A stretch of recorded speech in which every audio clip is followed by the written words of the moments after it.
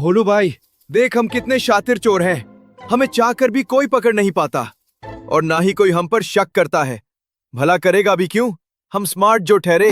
अरे हाँ हाँ, अब इतना भी स्मार्ट मत बन कि जोर जोर से सबको बोलकर बता दे कि हमने ही भालू के घर से चोरी करी है। आजकल दीवारों के भी कान होते हैं। दीवारों के कान होने से हमें क्या, यहाँ पर तो दीवारें ही नहीं हैं। अरे बिट्टू,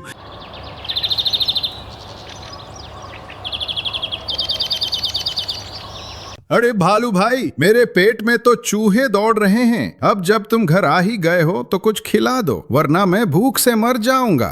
अरे भाई हाथी, कैसी बात कर रहे हो? ये भी भला कोई बोलने की बात है? मैं तो तुम्हें पहले ही कह रहा था कि कुछ खाकर ही यहां से जाना। अच्छा चलो, मैं तुम्हारे लिए कुछ खाने को लेकर आता हूं। भालू भाई, मेरे पेट में तो इस कदर चूहे दौड़ रहे हैं जैसे उन्होंने कितने सालों से खाना नहीं खाया हो। बस अब जल्दी जल्दी मेरे लिए कुछ खाने को ले आओ, मुझसे अब सब्र नहीं होता। भालू अपनी रसोई की ओर जाता है और देखता है कि सारा सामान इधर उधर बिखरा पड़ा है। किसी भी बर्तन में कुछ भी सामान नहीं है। अरे ये क्या, मैं तो पिछले हफ्ते ही सारा राशन लेकर आया था, लेकिन इतनी जल्दी ये राशन कैसे खत्म हो गया? सारा सामान भी बिखरा हुआ पड़ा है। अब मैं इस हाथी को क्या खिलाऊंगा, कैसे इसकी भूख मिटाऊंगा? ये तो भूख के मारे पागल हो रहा है। अगर मैंने इसे कुछ नहीं दिया तो ये पूरे जंगल में ये बात फैला देगा कि वो भालू के घर गया था और वहां से उसे भूखे पेट ही वापस आना पड़ा। तभी उसे याद आता है कि उसने अलमारी में कुछ फल रखे थे और उसमें ताला लगाया था। भालू जल्दी से उन फलों को लाता है और हाथी को देता है। ये लो हाथी भाई, अभी खाना बनाने में तो बहुत वक्त लग जाएगा। तब तक तुम ये फल खा लो, जिससे कि तुम्हारे घर जाने तक तुम्हें ताकत मिल जाए। वाह, क्या फल थे भालू भाई।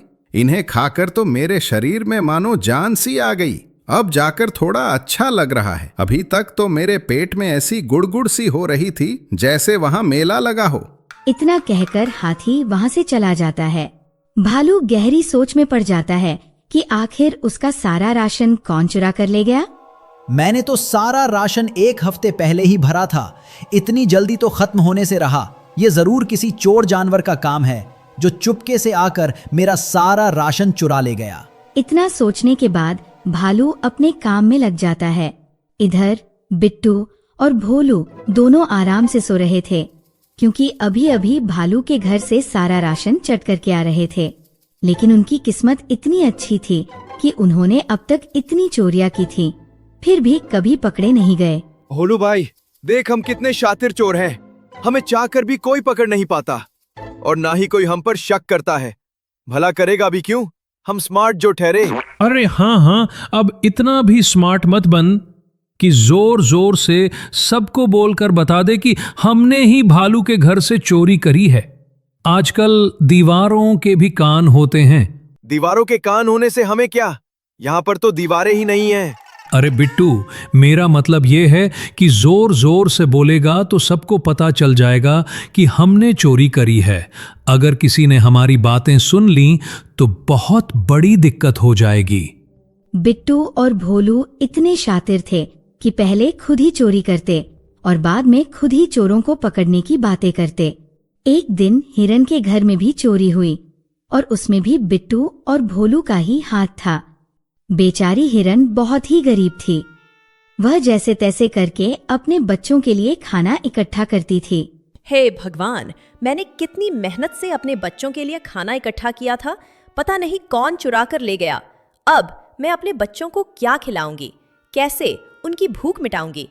मुझे इस बारे में महाराज से बात करनी चाहिए, पर मैं अकेले महाराज के पास कैसे जाऊं? वो भला मेरी बात पर कैसे विश्वास करेंगे?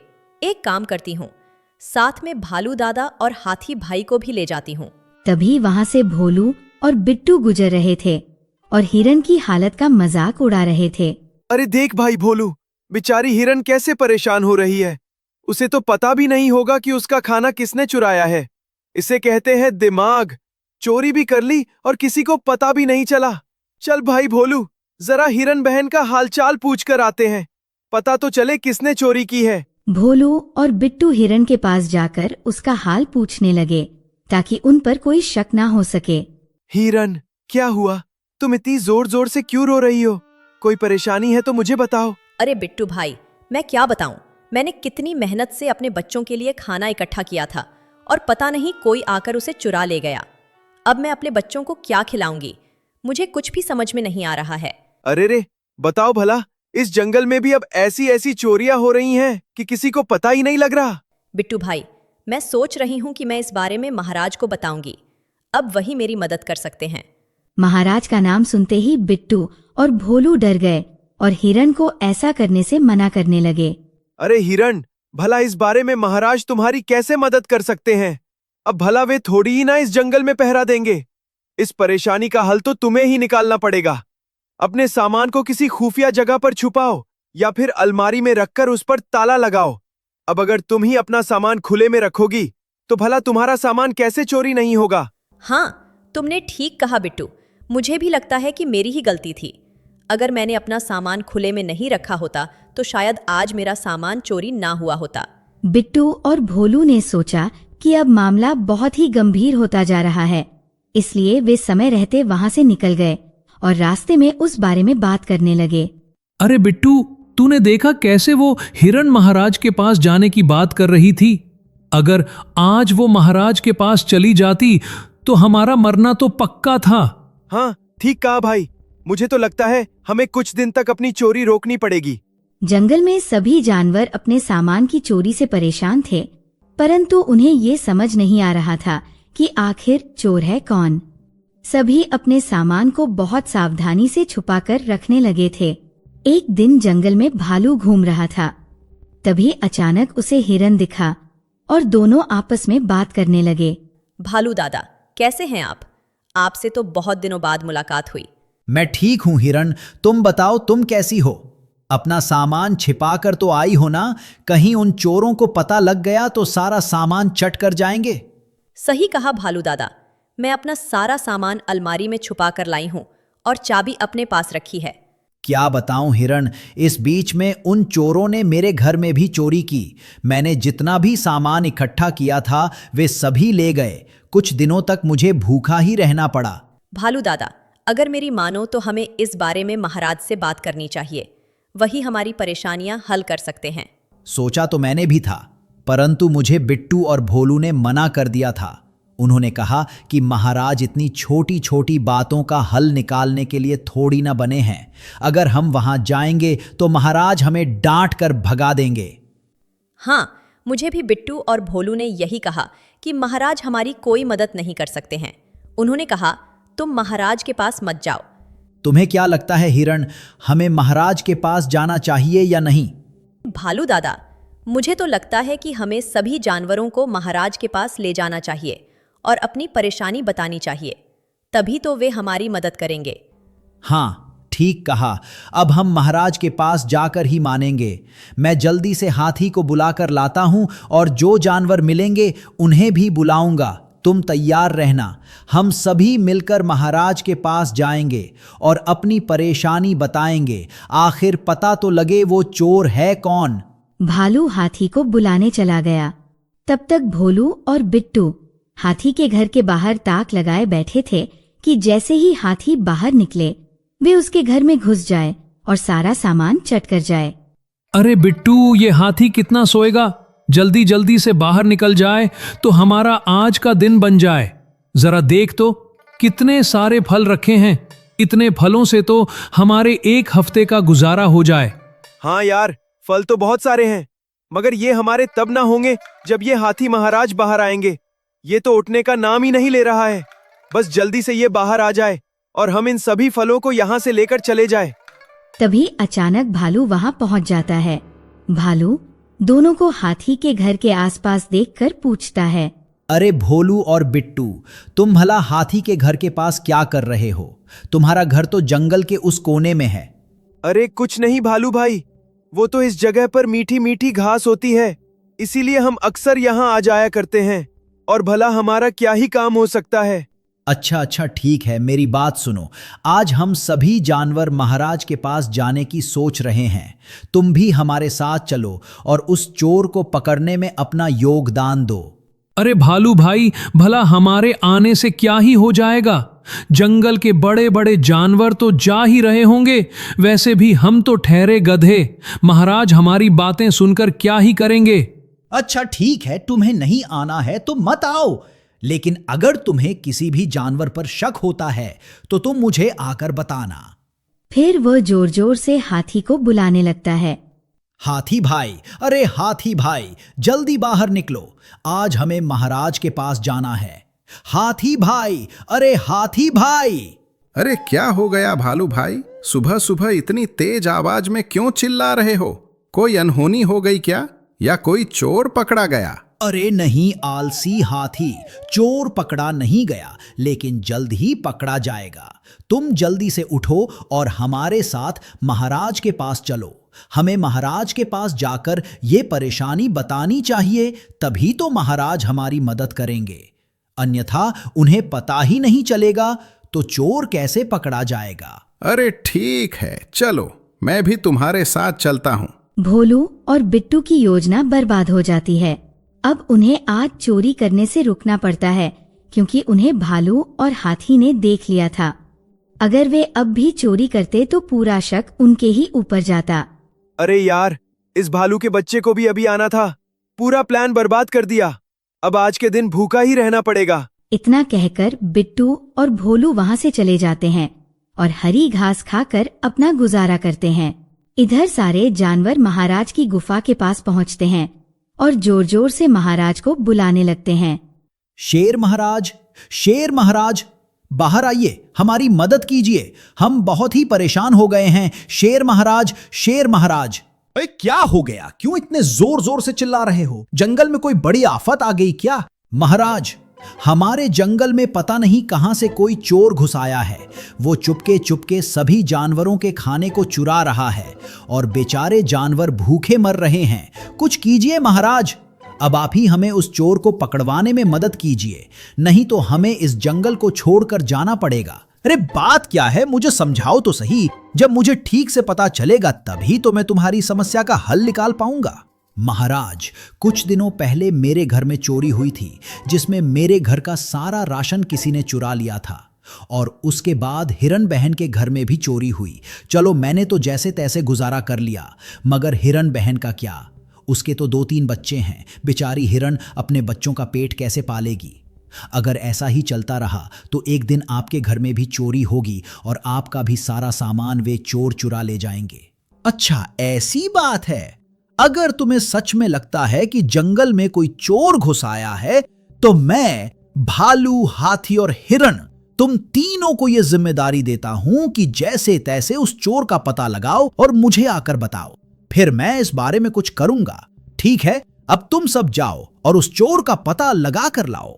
भालू, हाथी और हिरन वहां से चले जाते हैं और चोर को पकड़ने की योजना बनाते हैं। भालू भाई, शेर महाराज ने हमें चोर को पकड़ने का काम तो दे दिया, मगर हम उसे पकड़ेंगे कैसे? हमें तो किसी पर शक भी नहीं है। ऐसे में हम चोर का पता कैसे लगाएंगे?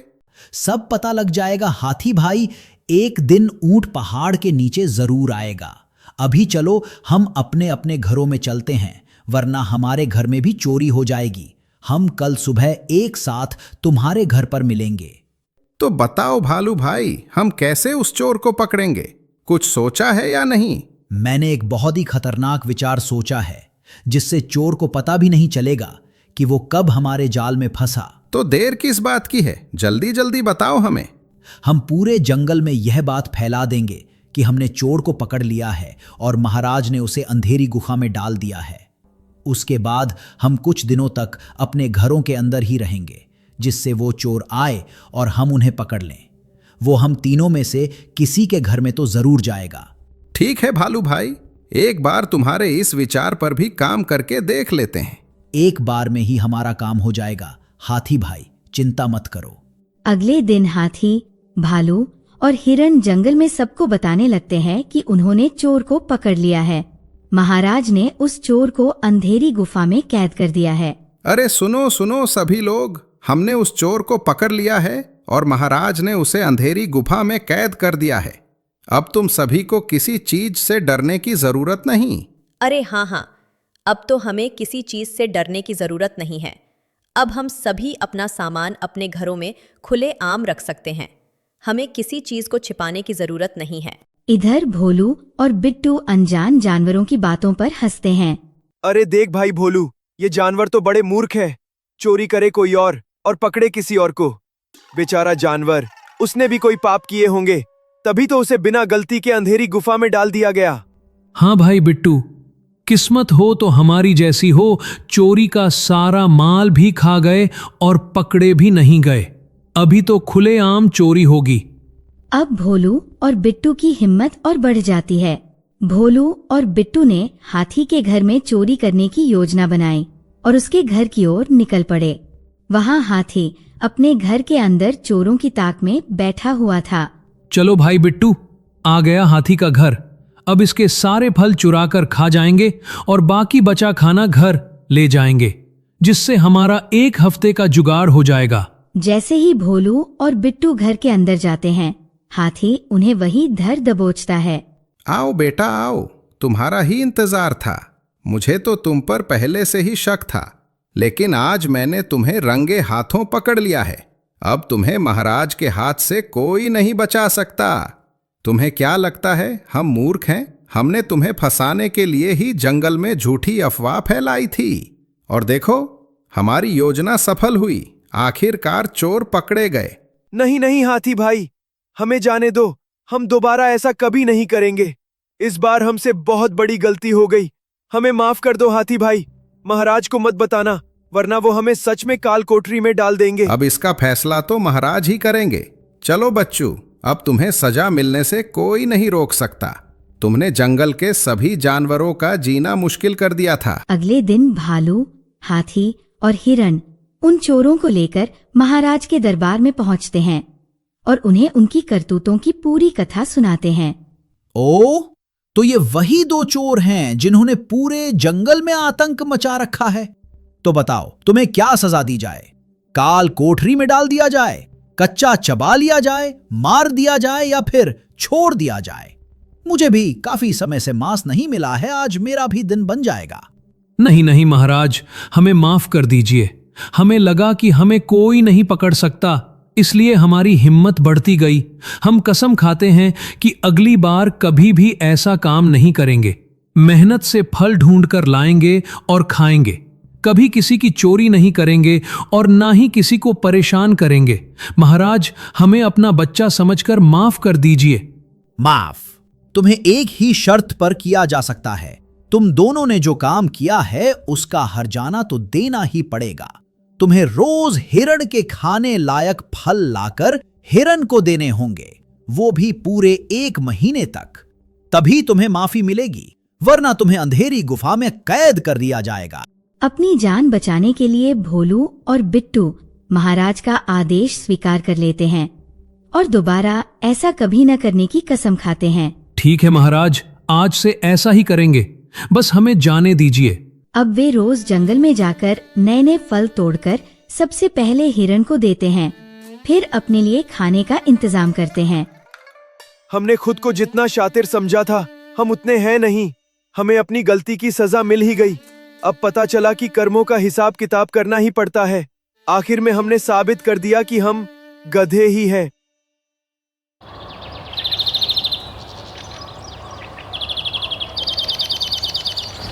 विशाला नाम के सुंदर जंगल में 1 महीने से कोहराम मचा हुआ था। सभी जानवर बहुत ही डरे हुए थे। जंगल से जानवर ऐसे गायब होते थे कि फिर कभी वापस नहीं आते थे। बस कुछ समय बाद उनकी हड्डियां ही दिखाई देती थीं। अरे मेरा चीकू कहाँ गया? अभी अभी तो यही खेल रहा था। अरे कोई मेरे बच्चे को ले आओ। हिरण अपने बच्चे के खोने पर जोर जोर से रो रही थी। आखिर एक माँ के लिए अपने बच्चे को खोने का दर्द सबसे बड़ा जो होता है। उसे यह तो पता था कि अब उसका बेटा वापस नहीं आने वाला, पर उसने अपने बेटे की मौत का बदला लेने की ठानी। उसने उस रहस्य भरे छलावे के बारे में खोज करने का निर्णय लिया। जिसने मेरे बच्चे को मारा है, मैं उसको छोड़ूंगी नहीं, चाहे मेरी जान क्यों न चली जाए। मैं उस रहस्य का पता करके ही रहूंगी। इतना कहकर हिरण वहां से चली गई। कुछ देर बाद हिरण भालू दादा से मिलती है। प्यारे हिरण, तुम्हारे बच्चे के बारे में सुनकर बहुत बुरा लगा, पर तुम कर भी क्या सकती हो? उस रहस्य ने ना जाने कितने जानवरों को अपना शिकार बना दिया है। तुम अपना ध्यान रखो, आगे सब ठीक होगा। नहीं भालू दादा, मेरा मन नहीं कह रहा है कि हमारे जंगल के जानवरों को किसी मायावी शक्ति ने गायब किया है। पर हिरण, अगर ऐसा है तो हाथी के बच्चे को किसने मारा? उस पर तो हाथ लगाने के लिए अच्छे से अच्छे जानवर को 10 बार सोचना पड़ता है। नहीं भालू दादा, मेरी बात को समझो। अगर कोई मायावी शक्ति हमारे जंगल के जानवरों को गायब कर रही होती तो हमें उनकी हड्डियां भी देखने को नहीं मिलती। और यहाँ तो अलग ही माहौल है। पहले जानवर गायब होते हैं, फिर कुछ समय बाद उनकी हड्डियां ही मिलती हैं। मुझे तो लगता है कि ये किसी खतरनाक जानवर का काम है जो हमारे जंगल के जानवरों को चुपके चुपके मार रहा है। मुझे लगता है कि हमको इसके बारे में महाराज के पास जाकर बताना चाहिए।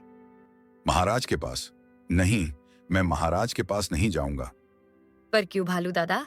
ये हमारे जंगल की सबसे बड़ी समस्या की बात है। तुम ठीक हो हिरण, पर मैं वहां नहीं जा सकता। भालू दादा, तुम अगर आज हमारे साथ चले आओ तो हमारी पूरे जंगल की परेशानी दूर हो सकती है। इतना सुनकर भालू का मन बदल गया और वो हिरण के साथ चलने को तैयार हो गया।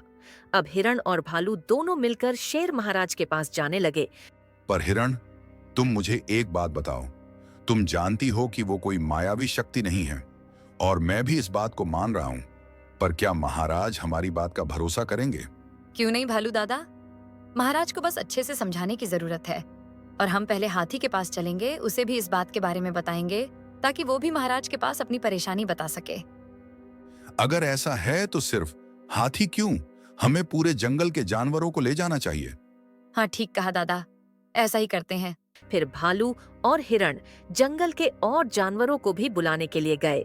हिरण और भालू हाथी के साथ साथ और जानवरों को भी लेके आ गए और महाराज के पास आए। अरे क्या हुआ? आज तुम सभी को कोई दिक्कत हो गई क्या? जंगल का पानी खत्म हो गया या फिर जंगल में आग लग गई? जरा बताओ मुझे। नहीं महाराज, बहुत ही बड़ी परेशानी है। इस जंगल के जानवरों और उनकी जिंदगी का सवाल है, इसीलिए हम आपके पास आए। अरे ऐसी भी क्या परेशानी आ गई कि जिससे तुम सारे जानवर इतने डरे हुए हो? खुल के बताओ हिरण। महाराज, हमारे जंगल से जानवर गायब हो रहे हैं और कुछ समय बाद उनका कंकाल ही मिल रहा है। और अब तो मेरा बेटा भी उस परेशानी के चंगुल में फंस गया। पूरे जंगल में मानो कोहराम सा मचा हुआ है। हमें तो जंगल में अकेले घूमने के लिए भी डर लगता है। अब आप ही हमारी मदद करो महाराज। अरे हाँ, मैंने भी उस मायावी शक्ति के बारे में सुना है। लगता है वो मायावी शक्ति एक दिन मुझे भी खा जाएगी। पर हिरण, मैं इस बारे में तुम्हारी कोई भी मदद नहीं कर सकता, क्योंकि अगर वो कोई दिखाई देने वाली चीज होती तो हम उससे लड़ लेते, पर उसका तो कोई नामो निशान नहीं है। पर महाराज, हमें नहीं लगता कि वह कोई मायावी शक्ति है। हिरण, तुम ये क्या कह रहे हो? अगर वह मायावी शक्ति नहीं है तो और क्या है? नहीं महाराज, वह कोई मायावी शक्ति नहीं, बल्कि कोई खतरनाक जानवर है जिसे ना तो आपका डर है और ना ही भगवान का। पर तुम यह कैसे कह सकते हो हिरण? तुमने तो उसे देखा भी नहीं है। महाराज, मैंने उसे देखा तो नहीं, पर मेरा विवेक कहता है कि कोई मायावी शक्ति किसी जानवर को गायब करके केवल उसका मांस और खून पीकर ही उसे छोड़ देती है क्या? महाराज, कोई भी जानवर अगर जंगल से गायब होता है तो हमें कुछ दिनों बाद उसके कंकाल जंगल में मिलते हैं। इसका तो मतलब यही हुआ कि वह जानवर उन्हें बहला फुसलाकर अपने पास ले जाता है और फिर उन्हें खाकर उनके कंकाल छोड़ देता है। बात तो तुम्हारी सही है हिरण, मगर तुमने उसे पकड़ने का कैसे सोचा है? महाराज, आज तक जितने भी जानवर जंगल से गायब हुए हैं उन सभी के कंकाल हमें पश्चिम से मिले हैं। इसीलिए हमने सोचा है कि हम सभी जानवर इकट्ठा होकर पश्चिम की ओर जाएंगे और वहीं उसकी खोज करेंगे। ठीक है हिरण, तुम उसके बारे में खोज खबर लाओ और मुझे बताओ, फिर मैं देखता हूँ कि उसे मुझसे कौन बचाता है। हिरण, भालू और सभी जानवर जंगल में पश्चिम की ओर गए और उन्होंने उसी दिन से उस खतरनाक जीव की तलाश शुरू कर दी। बहुत दिन बीत गए, लेकिन उन्हें किसी भी जानवर के होने का एहसास नहीं हुआ, परंतु उन्होंने हार नहीं मानी। वह प्रतिदिन पश्चिम की ओर जाते और वहां खोज करने लगते कि कोई जानवर है या नहीं। अरे हिरण, अब क्या करेंगे? हमें तो यहाँ कोई जानवर दिखा ही नहीं। हमने तो जंगल का चप्पा चप्पा ढूंढ लिया है। अगर वह जानवर यहाँ होता तो हमें जरूर दिखाई देता। उसने तो 4-5 दिन से कोई शिकार भी नहीं किया। अब तक तो उसे आ जाना चाहिए था। नहीं भालू दादा, हमने अभी तक पूरा जंगल नहीं खोजा है। मुझे लगता है हमें आज रात का इंतजार करना चाहिए।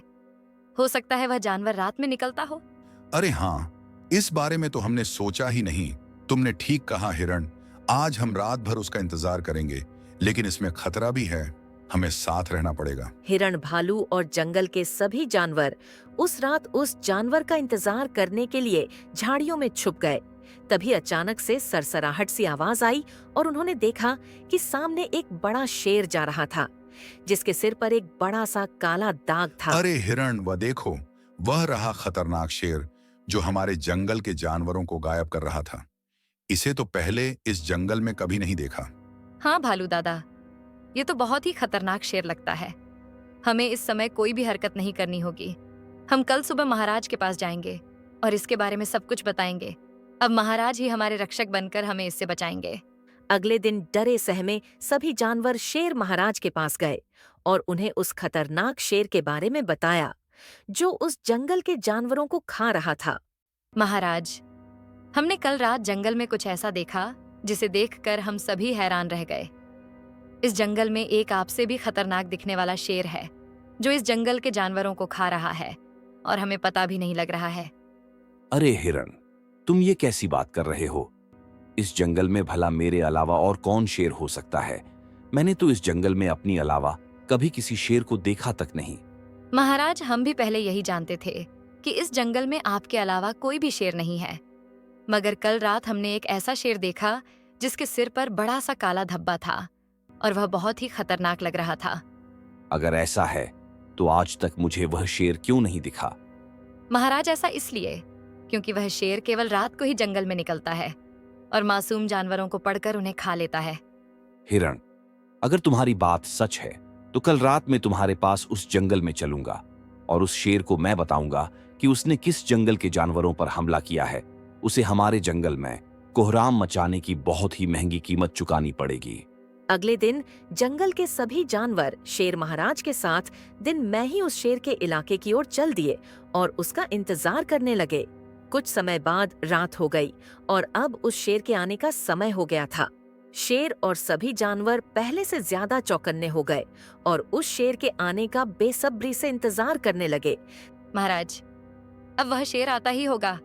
हिरण, देखो, जैसे ही वह शेर आता है तो मैं उसे बताता हूँ कि वह किसके जंगल में आतंक फैला रहा है। तभी वहाँ सभी जानवरों को उस शेर के आने की आवाज सुनाई देती है। सभी जानवर ध्यान से सुनो, मैं उस शेर को मारने जा रहा हूँ। अगर तुम्हें लगे कि मैं कमजोर पड़ रहा हूँ तो तुम सभी मेरे पीछे उसे मारने के लिए मेरा साथ देने आ जाना, लेकिन इसकी जरूरत नहीं पड़ेगी। जैसे ही वह खतरनाक शेर बाहर आता है तो उस जंगल के राजा शेर महाराज उस पर झपट पड़ते हैं और उन दोनों में बहुत ही खतरनाक लड़ाई होती है, जिसमें शेर को भी चोट लगती है। लेकिन वह उस खतरनाक शेर को धूल चटा देता है और उसे मौत के घाट उतार देता है। तब से उस जंगल में शांति का माहौल स्थापित हो जाता है और सभी जानवर खुशी खुशी अपने महाराज के साथ अपने जंगल की ओर चल देते हैं।